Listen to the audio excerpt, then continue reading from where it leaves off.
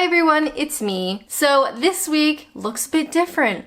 Surprise! Every sort of, 6 months I change my set because why not? So good morning, welcome to PJ Hour with Alanna.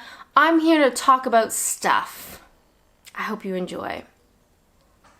So it was either on Patreon or a YouTube comment, I don't remember where it was, but somebody mentioned that wouldn't it be an interesting concept or like video idea to talk about the ways that Canada and the UK are the same on something, but the US is different. So I'm gonna do that. That's it really, that's the intro. I hope it makes sense. So without further ado, let's go. Now Canadians have a lot of British heritage and a very strong British connection, so there are a lot of ways in which Canada and the UK are the same, but Canada's kind of funny because we also take a lot of things from other countries. We're just a hodgepodge of everything. One of the first things that come to mind is spelling. So Canada uses the U spelling preference, I don't know what you'd call that, the U rule, where words like neighbor, favorite, color, we use the U in those spellings just like the British do, whereas in America they drop the U, so favorite, color, neighbor are all without the U's. Now you know. However, to make things confusing, we abide by the British rule of the U, but we also spell a lot of words like the Americans do. So like car tires, we spell T-I-R-E, where in the UK you guys spell it T-Y-R-E. Just to make things confusing.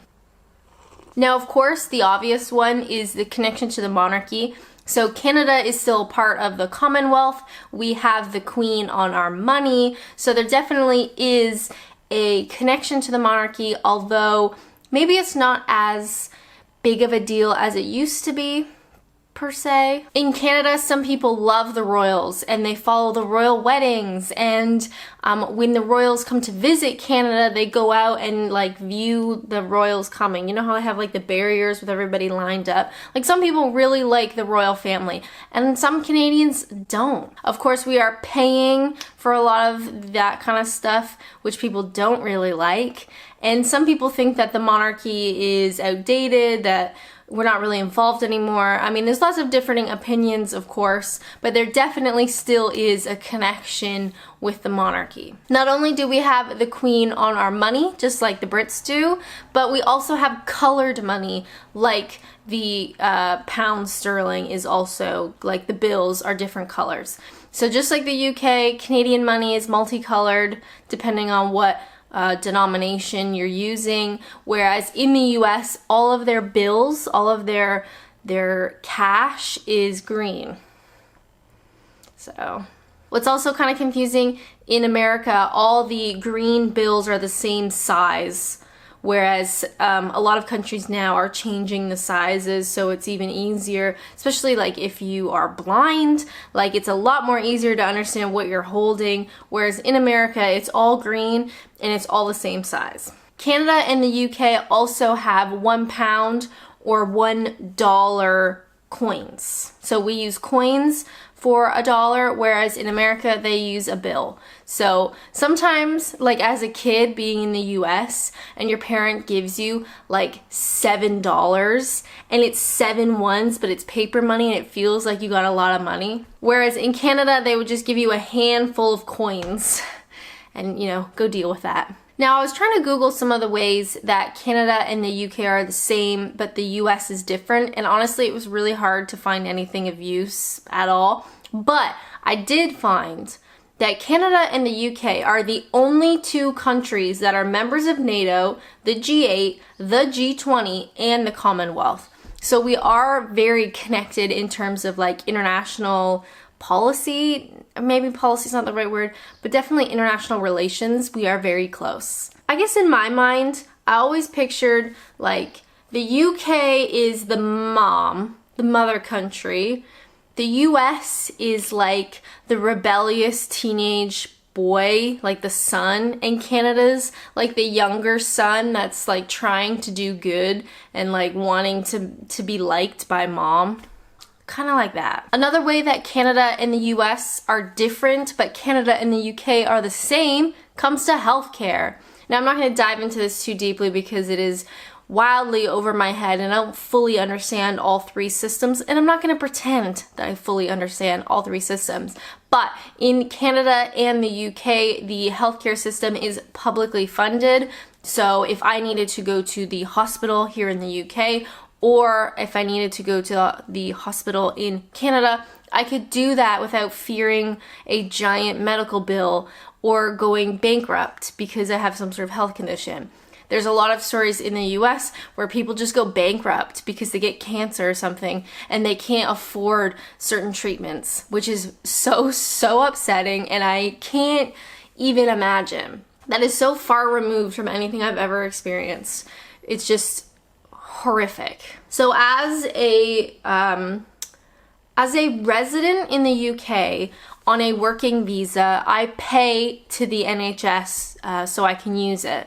So it's a little bit different because technically, like, I had to pay a lump sum, and they also take money out of my pay for the NHS.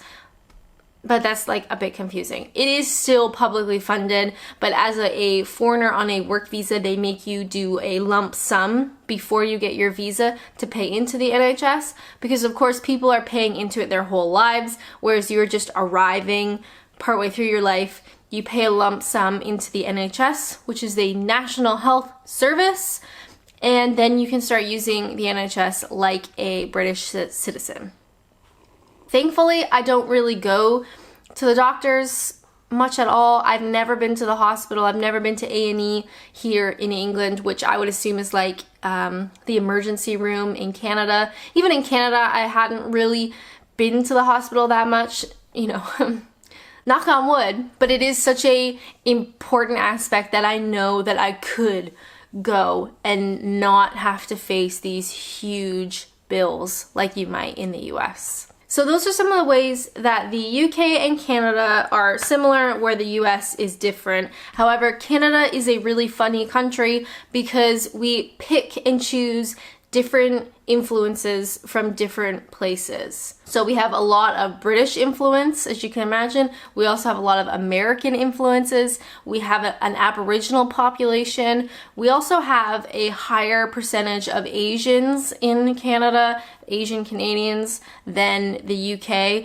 So we have an Asian influence. We are just all over the board. So things like Canada celebrates Thanksgiving, which the UK obviously doesn't. However, we celebrate it in October, and the Americans, who also celebrate Thanksgiving, celebrate it in November, just to make things confusing. Mother's Day as well. The UK celebrates Mother's Day in March. The US and Canada does not. We celebrate Mother's Day in May. Okay, just a reminder to all expats as well, buy a Mother's Day card in March when the Brits celebrate Mother's Day, and then just hold on to it, because of course by the time the Canadian or American Mother's Day comes around, the Mother's Day cards will not be on sale, so you are out of luck. Buy it when you can. Otherwise, last tidbit, I've actually used Moonpig a couple times where you can customize your own card, and then rather than send it to myself and then send it to Canada, I just have it sent straight to my parents' house, and that seems to work as well. Anyway, back to the topic. What were we talking about? We also, like I mentioned, use some American spellings for certain things. So words like recognize, in the UK, you guys use an S in recognize. We don't. Americans and Canadians use a Z or a Z. Now, I always forget which one is Canadian and which one is American because I say both. Hey Siri, is Z American or Canadian? Okay, I found this on the web for is he American or Canadian? I'm pretty sure Z is Canadian? Okay, Z is more commonly used in Canadian English than Z. English speakers in other Commonwealth countries also prefer the pronunciation Z. and as Z is the British pronunciation and Z is chiefly American. I'm really having a hard time reading that. So did you remember, what did I just say? Z? Z is American, Z is Canadian. God. But we do use Z or Z in words like recognize. What are the other ones? I'm sure I'll think of them once I turn the camera off. Anyway, if you guys can think of ways that Canada and the UK are similar where the US is different, I'd love to know. There are tons of ways. I mean, you could talk about the military, I think, is different between Canada and the UK versus America. Government is also different. There's a lot of stuff. But if you guys have any specific ones, please let me know, and I'd like to do another one of these because I think it's interesting. Although we are separated by an ocean, we are very similar. Also, just like a quick note, sometimes on my videos when I talk about the US, I get a lot of comments about how Americans are horrible and they're loud and awful, and the UK is better because it's farther away from America and stuff, and that stuff is just like really rude.